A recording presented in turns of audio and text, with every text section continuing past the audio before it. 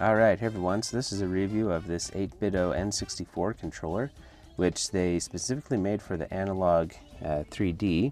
You can see it says here, but also for Switch, Windows, and Android. No iOS on there, interesting. But yeah, cool stuff. So I guess 8BitDo, they got tired of waiting for the Analogue 3D to come out, and they just sent out the controller early, which I'm happy with. Get to start using this awesome controller. But yeah, I got the white version, but there's also a black version, which looks pretty cool. And then just open up this box. So, all right. So yeah, so has this little thing that slides off, and then here's the actual controller. Nice.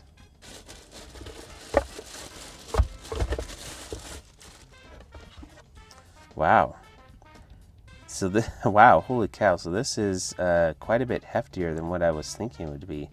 It definitely feels heavier than like an original Nintendo 64 controller, which I'm fine with. It definitely feels like it has some heft to it. And the control stick feels good. D-pad feels good. I'll be interested to put it through the test though, see how the sensitivity goes, and the D-pad to see if that's any good, because I don't know, it seems like some companies can get the D-pad good, and some companies, like Nintendo themselves, for some reason on their recent, some of their recent controllers, they just can't do good D-pads anymore. But yeah, these buttons feel good. Yeah, nice. And there's the USB-C charging on there. Cool, with the 8BitDo logo. Nice. So you got two Z buttons, and then an L and an R button. Cool. I bet that'll just be ZR and ZL when you connect to the Switch. And then you have a switch back here that will there's an S and there's a D, so I assume that's either S input for Switch input or for D input. So yeah, cool stuff. I assume that it looks like it's defaulted to being on D input, so maybe that's the mode you want to have it on when connecting to the Analogue 3D. Yeah, nice. And then you got up here, looks like you got the 8BitDo start button, and then there's a select button up here, which is cool. And then there's this other 8BitDo button. Yeah, so I think this is usually like home on the Switch, and then I think this one is capture, if I remember correctly. Yeah, cool stuff though. Let's see what else comes in this box. So yeah, so there's an instruction manual. All right, cool stuff. That's good to know for, like if there's certain button combinations or whatever. And then there's a USB-C charging cable. Okay, so I got the controller charging here. Let's go ahead and just try to connect it real quick. So in the instructions it says to push the start button first, and then to push this pair button. And then that supposedly will make these lights flash. Supposedly. Okay, so there's the lights flashing, and then if I hold down the start button, or the pair button for 3 seconds, and they should start flashing quickly, supposedly. Okay, there we go. Oh, I almost forgot the other thing. So to connect it to the Switch, you do have to push this little switch into switch mode. Okay, so let's try that again. Okay. Alright, and this is on the Switch too, so I'm thinking, see, it's showing that it's connected there, but it's not actually showing up. So this probably needs a firmware update. Alright, so I'm using the old updater tool. It appears to not be working on here. Tried it in switch mode and in D input mode. Okay, so now I've switched over to the 8BitDo Ultimate Software version 2, which also has an updater in it, which, yeah, some controllers only work on this for some reason. And when I first turned it on, it looks like it says that there's a new version, and it specifically supposedly fixes S mode recognition for the 64 Bluetooth controller. And you see, I don't even have this plugged in right now, so I think that this is actually for the software, like the Ultimate software. Yeah, this does appear to be for the software, since that window closed and now it's updating. And holy cow, this update is like making my computer turn into a jet engine on the plane, because yeah, the fans are going off like crazy. So yeah, this is a pretty intense update, I guess. Okay, so it finally finished updating. That was close. I was worried I was going to run out of battery here before it would finish updating. But yeah, now let's go ahead and connect this controller. I do have it set to switch mode right now. Let's see if it'll show up here. Okay, there we go. All right, great. So now let's go ahead and so that it does say that there's a new firmware available. I don't know how well this is going to show up.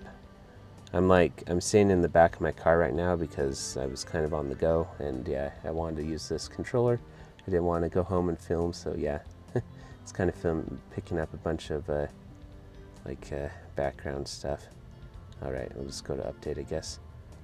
All right, so yeah, so there's actually a few different updates here. So it looks like right now we're on version 1.0, so that's just the factory firmware.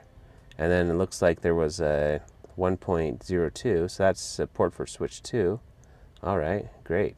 Now what's this 1.03? Optimize the analog performance of the joystick. Okay, cool. Well, that's great. Well, yeah, let's definitely do this latest firmware, because yeah, I will definitely be doing a lot of tests on the joystick. So yeah, let's do update. Wow, I didn't even click update. I just put it over there and then it started updating. So okay, whatever. Oh wow, there's all sorts of surprises stuff happening on here. So yeah, so I didn't even have to repair this since I guess I already had paired it before. So I literally just unplugged it, and then it was still trying to reconnect after unplugging from the computer. And yeah, then I just turned on my Switch 2 and it just automatically connected right away. So cool stuff. Yeah, and it does show up as a N64 controller, which yeah, pretty cool. Okay, and so now yeah, it's been a few weeks, and yeah, I've been using this controller quite a bit. Mostly playing Smash Brothers, but yeah, also been testing these N64 NSO games on the Switch 2. And yeah, I really like the feeling of this controller. Yeah, for example, the rumble feels absolutely great on here. Yeah, especially the different jumps that Mario does, it will rumble softer or stronger depending on what you're doing. And yeah, really impressive. I actually, to tell you the truth, I prefer this type of rumble over the HD rumble, or now they call it the HD rumble 2 on the Switch 2. But yeah, up here, even when you grab on this thing and then crawl, or I don't know, whatever this is called. Yeah, it's there's one, so the left hand is a stronger rumble, and then the right hand is a weaker rumble. And so yeah, this is, I guess maybe this would be considered SD rumble since it's on HD rumble, but I don't know, I kind of feel like that's a marketing term, because yeah, this definitely is pretty responsive. I think Nintendo did a good job programming Mario 64, at least the Shindo version, to have a good rumble. So yeah, that's working well on this controller. But yeah, the rumble definitely doesn't feel like weak rumble on some controllers, even the 8BitDo controllers that are kind of these mini controllers. Sometimes the rumble just doesn't feel that great. But yeah, the rumble feels really good here. But yeah, anyway, let's go ahead and test the control stick sensitivity. So if we go up to this piranha plant, let's see if we can sneak up on it. Oh yeah, look at this. Look, I can basically walk in place. Wow. Yeah, the control stick sensitivity is absolutely great. So yeah, I guess that update that they did, whatever it was, yeah, I think they did yeah, 8BitDo was really blown out of the park with this control stick sensitivity. So yeah, awesome. Cool. All right, now let's test let's do the Mario Kart tests. Oh yeah, see, look at this. Able to yeah, make very fine movements. Yeah, this feels great. Yeah. Wow, I think I actually might like this control stick a little more than the original control stick, which is saying a lot, at least the NSO original control stick. I really do like the original NSO controller that Nintendo makes for the N64, just because of the form factor, and it's the same shape and everything as the original controller. But yeah, as far as like actually using it though, I mean, I do really like using it. Like again, I do really like the N64 controller, but man, this 8BitDo controller, as far as having like a modern feel, it definitely feels, well, yeah, more modern than the original Nintendo 64 controller. Yeah, I am really liking how this control stick feels, and yeah, so far 8BitDo has really hit it out of the park on this. Yeah, another thing I've noticed too on this control stick, this is like really cool, but yeah, you can see on here, so actually on the inside, it's not just plastic, it's actually like, they have like this metal around here, so yeah, I mean, I guess 8BitDo was aware that a lot of people had problems with the original controllers, you know, becoming loose, and then yeah, really not registering in inputs very well, and so yeah, they kind of, I feel like they kind of over-engineered this here. I've never seen, I mean, over-engineer, maybe that's not a good way to put it, because I actually do think this is pretty cool. But yeah, I mean, I have never seen a controller have metal on the inside here to really protect against degradation. So yeah, that is pretty cool stuff, I must say. All right, and then let's go ahead and test the aiming on here. Oh yeah. Yeah, this feels absolutely great. Let's see, I try to hit that fairy over there. Yeah. Wow, it makes a big difference being able to aim at this fairy. I think I might have hit it that time. But yeah, I'm on, oh, there we go. Yeah, that was a pretty good shot. But yeah, on this, I'm on the A95L right now, the Sony TV, 55 inch. And yeah, sitting really close to it, so it's pretty big TV. Oh yeah, bullseye. But yeah, being able to aim on this bigger TV is a lot easier than using the Switch 2 or the Switch 1 screen. But yeah, the aiming feels great. Yeah, everything feels absolutely great. Yeah, again, rumble on here feels absolutely awesome. Yeah, I'm really liking the rumble. You can tell that it has dual motors too, because both sides of this rumble. So yeah, I'm pretty sure there's motors in each of these. It doesn't feel like it's coming from the center. There's really not enough room in there anyway to have this strong of rumble. So yeah, I am so far really impressed. All right, so let's do the D-pad test here. So yeah, so basically I'm going to be looking for, if I push up and down on this slightly, then if it's going to push in directions that I want it to. So let's go ahead and walk forward, get rid of this guy first. Can't run because there's no Y button. That's okay. Yeah, so you can see, okay. Yeah, it's pretty good. See, I'm pushing like up and down, and he sometimes pushes down. But yeah, I feel like this is pretty consistent with what I would expect from a good controller. And see, like I'm kind of rocking pretty intensely.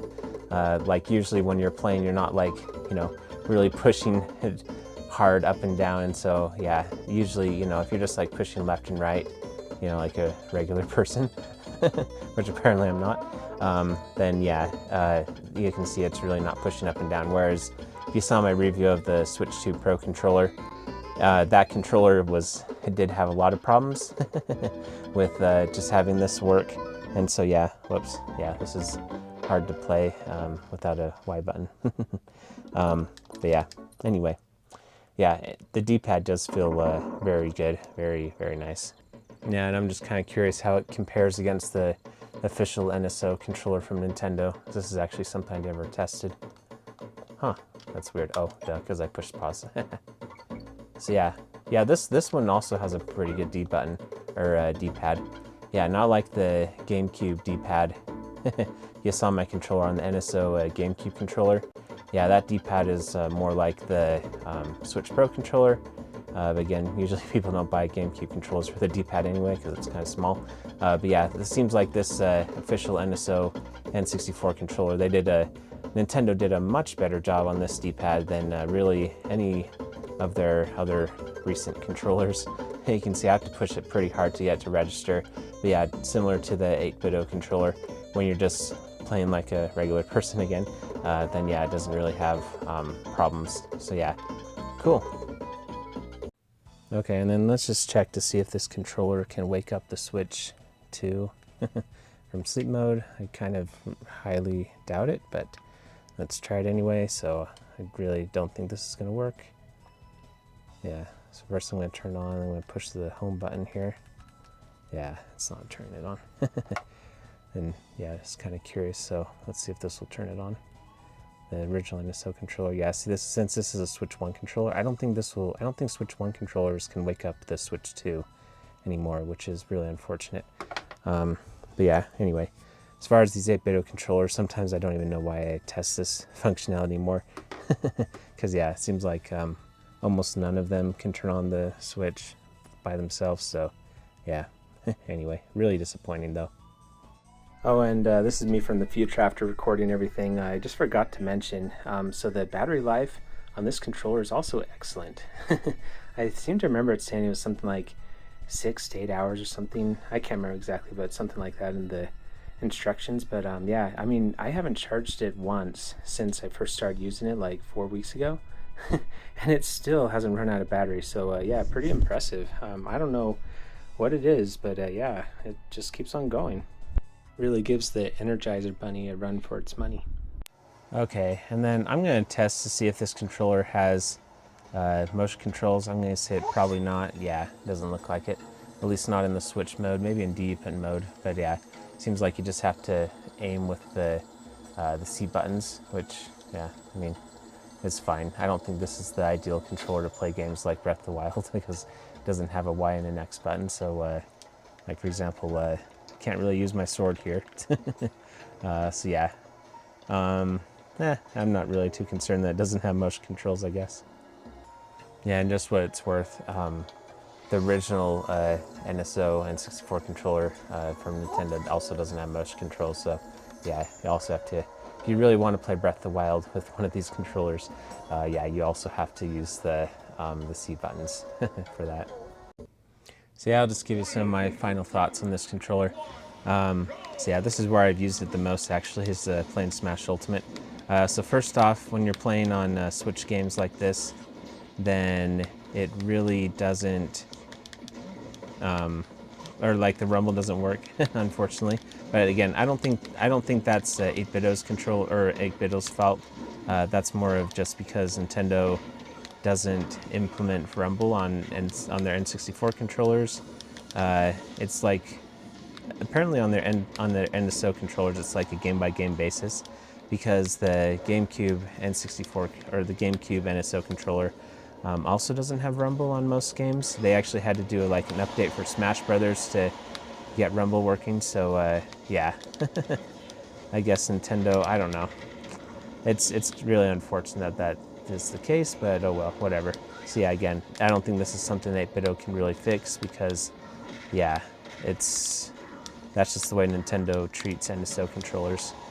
And so, yeah. Come on, Meta Knight, you should know that this is a brawl place. You should know that the lava is dangerous. Oh, okay. Yeah, Meta Knight's not good at a brawl place, even though he's a brawl character, so yeah, whatever. But yeah, would I recommend this controller? Yes, I would. Yeah, I think this is one of the, yeah, I don't know. I've tested a lot of really good controllers recently, but yeah, this one very well may be my favorite, or at least, I don't know, it's hard to say favorite, but definitely one of my favorite controllers. The 8BitDo mod kit is also pretty awesome, if you saw my video on that. And yeah, I also like the 8BitDo mod kit for the GameCube controller. This one I use quite a bit, especially for GameCube games. Obviously not on the Switch because the analog triggers don't work, but on a Dolphin emulator, yeah, it works really good. But yeah, anyway, yeah, I would definitely recommend this controller. Whoops. Oh, I hope I didn't just break it.